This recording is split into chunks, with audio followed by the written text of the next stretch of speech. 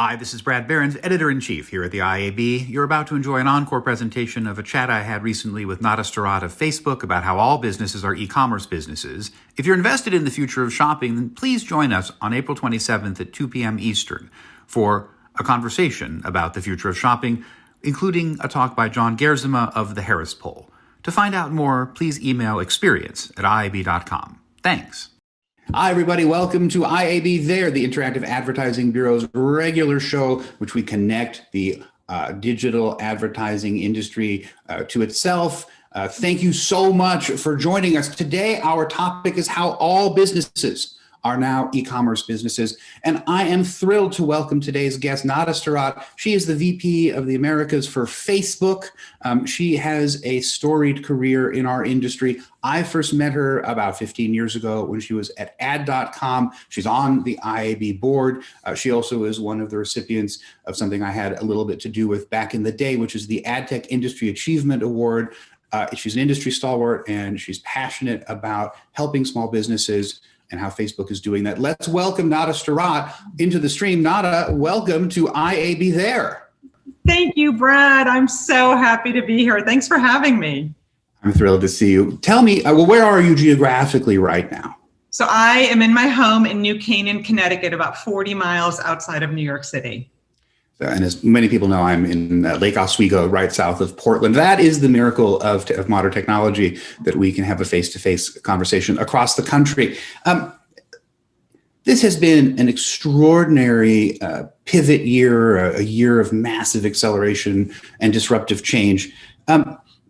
Just thinking about when you first got into the digital advertising industry and this year of change, like what pops to mind as being the sort of most significant things that you've seen? Yeah, so I've been here at Facebook now for about 3.5 years, and I run our North America business where we work with companies of all sizes who advertise across Facebook, Instagram, and Messenger. And this year, I would say that for somebody like me who's been in the advertising business for over 3 decades, cough, cough, cough, it has been an unbelievably difficult year for people, for businesses, but it's also been a tremendous opportunity and kind of a wake-up call for every industry, not just ours.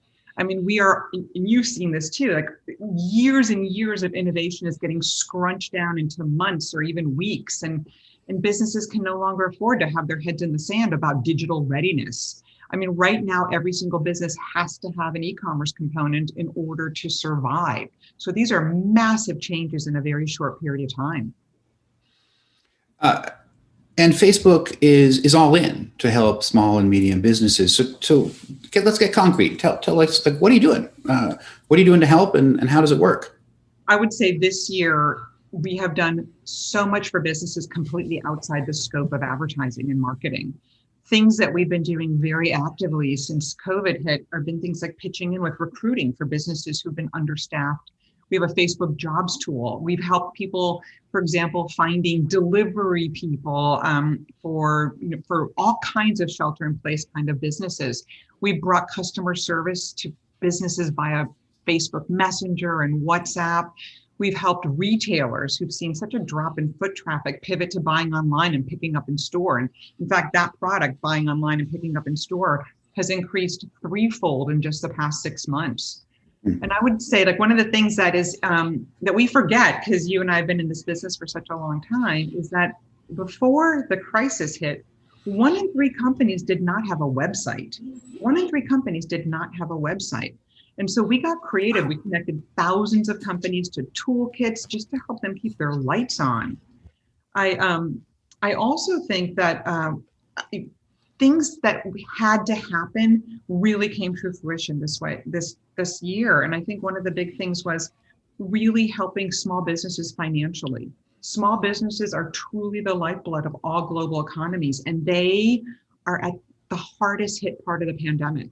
And by the way, and if you think small businesses have been hard hit, think about minority-owned and Black-owned businesses, because they've been hit even harder by the pandemic. And we started right at the beginning of the year, we gave out $100 million in grants to small businesses, and then an additional $100 million for Black-owned businesses.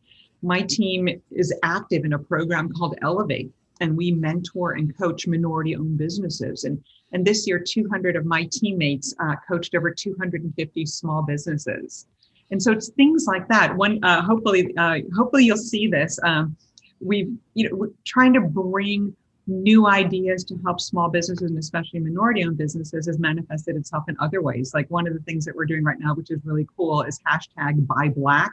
It's a campaign to raise awareness for Black-owned small businesses and to encourage people as they're shopping to buy Black this holiday season. So I've personally discovered a lot of Black-owned cool companies. And so if you follow me on Instagram, you'll see that every couple of days I'm highlighting some really new discoveries. So all of that is to say that, of course, we are so proud of the advertising and marketing that we do on behalf of millions of businesses. But this year, we've had to do significant pivoting to help all areas of other companies' businesses.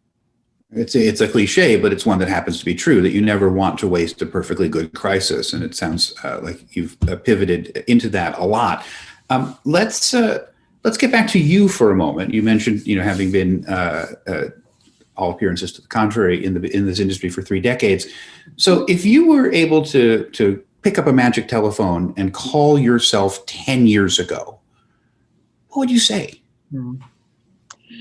My biggest thing, and I've talked about this, and I talk about this with many people who I mentor as well, and it is the most important thing, and I would say 20 years ago is when I first started being intentional about this, is really embracing a love of learning and curiosity. And I call it a commitment to continual growth. I tell so many people, you have to learn technology business. No, this is not about coding. This is not about inventing something in your garage, but you have to have a cursory understanding of the systems that are powering the world in ways that none of us thought we'd be working in. And I came from the traditional print world. I left the traditional print world in 1997 to go to a startup. And for me, that was just, oh my God, my eyes were this big because every single day I was learning something so new about this new industry, and I had so much to learn. And that kind of thirst for knowledge has really helped me in traversing other industries, other businesses. And I think it's also helped me as a leader and fostering this love of learning within my own teams everywhere that I've gone. The great thing about digital technology is that it is possible to sort of get your hands dirty with relatively low risk. In 97, I was hand coding primitive HTML websites for my students at UC Berkeley, which is where I was teaching at the time, because it was an extraordinarily efficient way to get them lots and lots of information. And there's sort of a direct line between that sideline of mine and sitting here with you today. So yes, I concur. This show is airing on December 9th, and there are not a lot of shopping days before Christmas. We're just coming off of, not history's most exciting Black Friday or Cyber Monday. So, here you have all of these small businesses and big ones. Like, how can they take advantage of what Facebook has to offer as we're moving into the sort of last gasp of the holiday shopping season? Yeah, and so I would think about a couple of things. First of all, I would think about, and you're right, it's been a really hard holiday season overall for businesses and for people in general, because what you're missing out on is that holiday pastime of walking into a store, not knowing exactly what you're going to buy and for whom. And there's this joy of this kind of serendipitous type of discovery. And that has all moved online. It's moved to a device. And at Facebook, we call this thing discovery commerce. It's where you are scrolling through your Instagram or your Facebook feed and you see an ad for a product you don't even know, you may have even heard of, and you certainly have to have it. And the list of things that I have bought this way is enormous, because after all, we're going to get one. Who knew I needed fuzzy chartreuse Ugg sandals until I saw them on Instagram? Guess what? Hold them I up. love them. These Wow. are fantastic. I know. And again, it's discovery commerce. I didn't even think that I needed them. And I have to stop because I need to know. I'm positive, Brad, you too have bought things that way. Oh no, I'm also a happy customer. I have a theory, which is that because we tend to hold these magic mirrors, inside of our North American personal space bubble, that it means that Instagram commerce in particular is it slips past my defenses, because it's already inside of my bubble. And so I'm so much more likely to buy something, which is terrifying. But fortunately, Teslas are not currently trying to get me to buy them. But no, this is my toy. This is, I don't know if you can see this very well, but these are these little magnetic balls and sticks that I bought because it just was right there. And I was like, ooh. And so not that we ever have boring meetings at the IAB, but if theoretically we were to have, then, I might mute the microphone and slowly build a cathedral, on the desk in front of me. So no, I'm with you. It's a remarkable, and by the way, that was a D2C business. That wasn't, that was a tiny little business that happens to sell, a magnet toy. So that's super exciting. And tell me more. Like, who's really winning in this? But you, going back to you, like you would not have found it. I would not have found my chartreuse fuzzy Ugg sandals, and you would not have found that messy metal thing that's magnetic and noisy if it weren't for the idea that it's personalization. It's personalization on our platforms. We have at Facebook and Instagram, we have over 3 billion people on our platforms, and no two feeds are alike. Your feed experience is going to be decidedly different than mine. And that is the power of machine learning that underpins our entire delivery system. And that's what creates those serendipitous, personalized experiences. And this is bigger than Facebook. This is our entire industry superpower.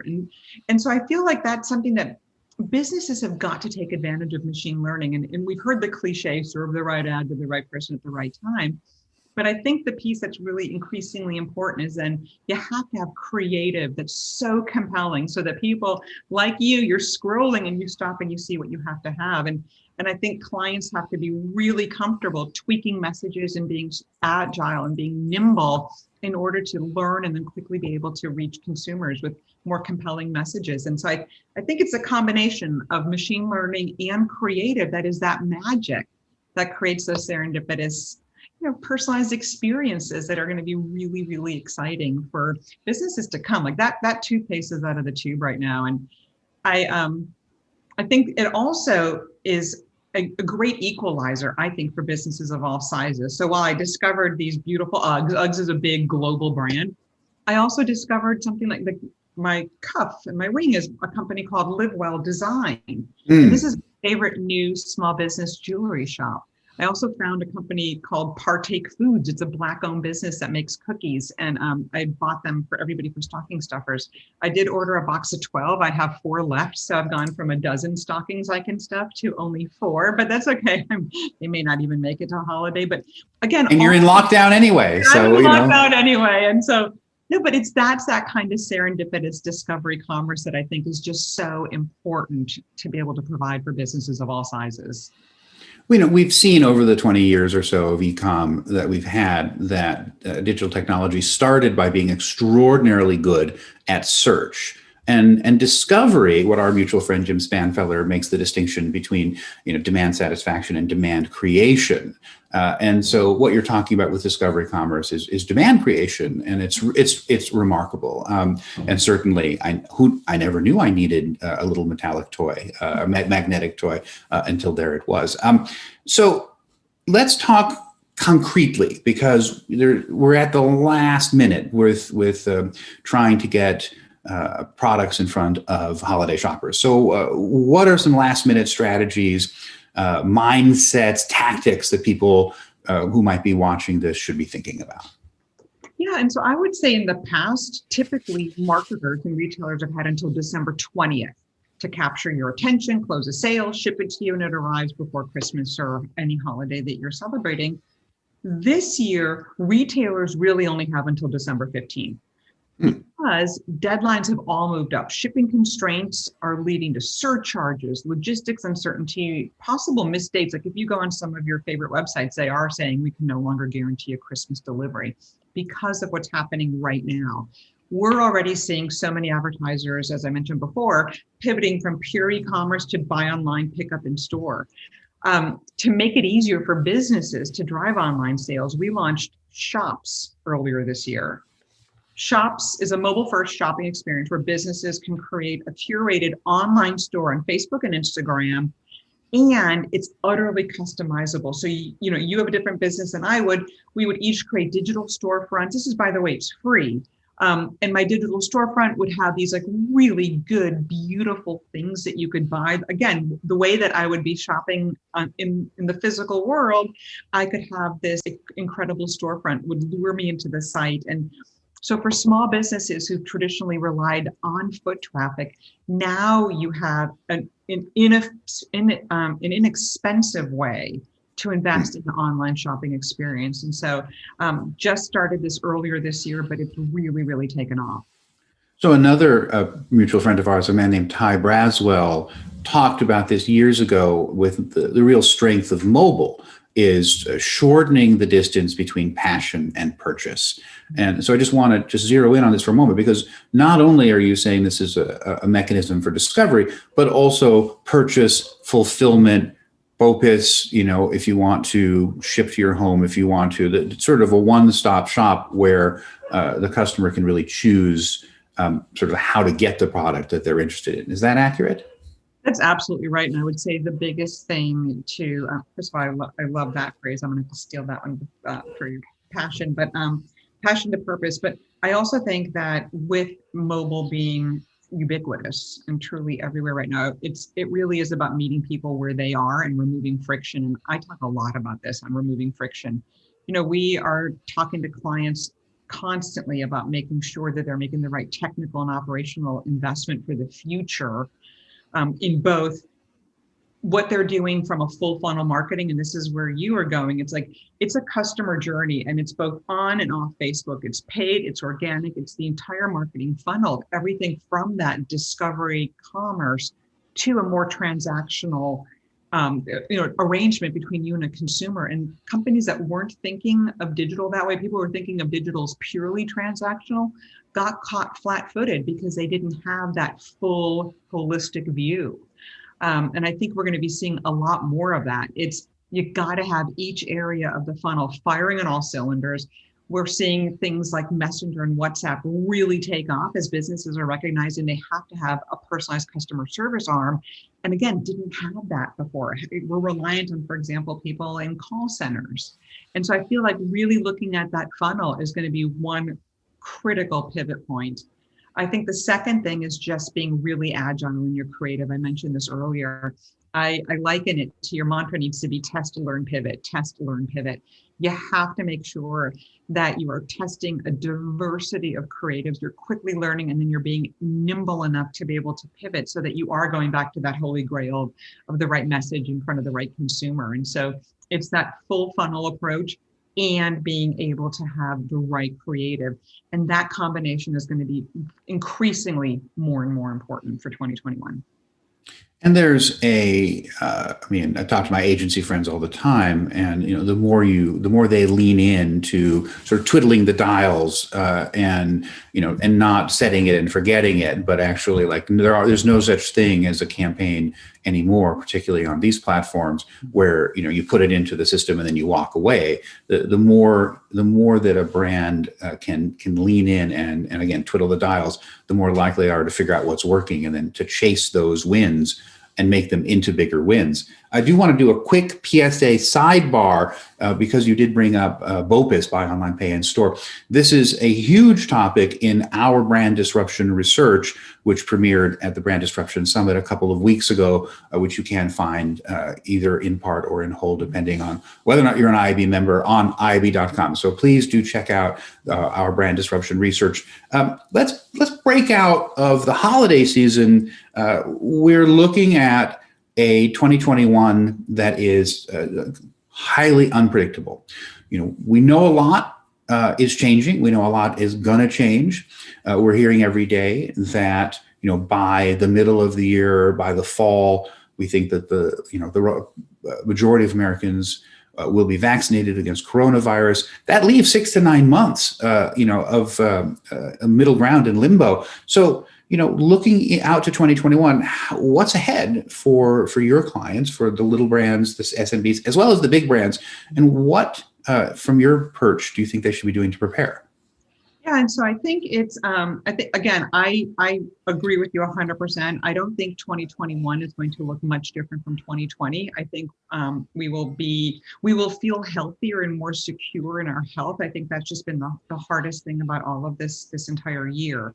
But I do believe that the way that we are operating, working from home, sheltering in place, to your point, we're talking most of 2021 being in the same situation that we are in right now.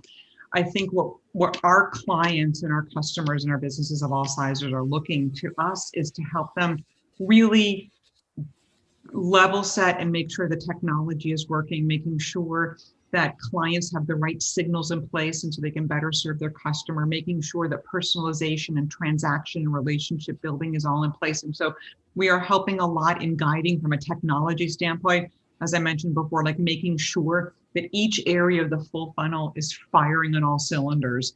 And then also in the creative, I mean, we have an entire creative shop and an organization that really helps create mobile first experiences because although it's interesting, we're seeing a lot more digital experience as well because you are at home and so you have your laptops as well. But you've got to be able to play on all screens. And that's been a really powerful conversation to be having with advertisers because everyone is looking to see how they can operate in this world. I would also say that people are thinking globally much more than ever before because the barriers for global businesses are getting smaller or shorter and shorter, which I think is just an incredible testament to our industry. But I think the biggest thing for us as an industry for 2021 is going to be turbocharging the work our companies and our industry is doing on diversity, equity, and inclusion. 2020 has been a turning point for the industry, for our country, on racial and social injustice. And we've talked about this before. This has been such a long time coming.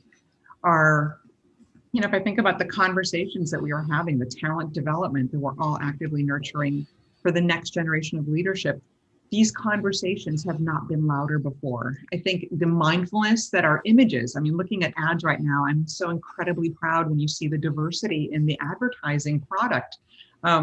We are all getting smarter about requiring suppliers and producers to have a more diverse makeup. And so all of this is coming together to change the makeup of our industry and then to give the underrepresented stronger footing. And I feel strongly, and we all feel strongly that those of us who work in consumer-facing businesses, our employee base has to reflect the communities we serve. And I love, and I applaud the work that the IAB is doing with your workforce development initiatives. Like that, those are the things that are going to shape an industry. And so it's a really exciting time for us to be thinking about, what does the next generation of colleagues and leaders in our industry look like? And we'll all be really, really proud to leave an industry looking decidedly more diverse and very different, certainly than the one I walked into 30 years ago. Well, and I think two things. First of all, we at the IAB are grateful to Facebook's support for our DEI initiatives. You've been full-throatedly behind us, and thank you for that. I always want to make the point that we have solid research that shows that diverse organizations function better, right? They do better, they over-index on innovation and profitability. This isn't just us wagging our fingers and saying we should do the right thing. It's the smart thing to do. And it's an important distinction because I think that particularly for publicly traded companies, understanding that this is, in addition to the right thing to do, a strategic advantage for your organization is the message we need to get across very strongly. Absolutely. So this has been an exciting conversation, and it's so great to see Facebook trying to help the small businesses that are just hanging on by their fingernails right now. So Nada Starat, it is always a pleasure to talk with you. Thank you so much for joining us on IAB There. Thank you so much for having me. It's been wonderful to see you. Be safe and have a wonderful holiday season. As you and yours. Thank you so much. All right, let's roll the credits. IAB There is a production of the Interactive Advertising Bureau. Our show today was produced by Connor Healy, Joe Ontz, John Ward, and Carrie Villanueva. I'm Brad Behrens, Editor-in-Chief here at the IAB. Thank you so much for watching.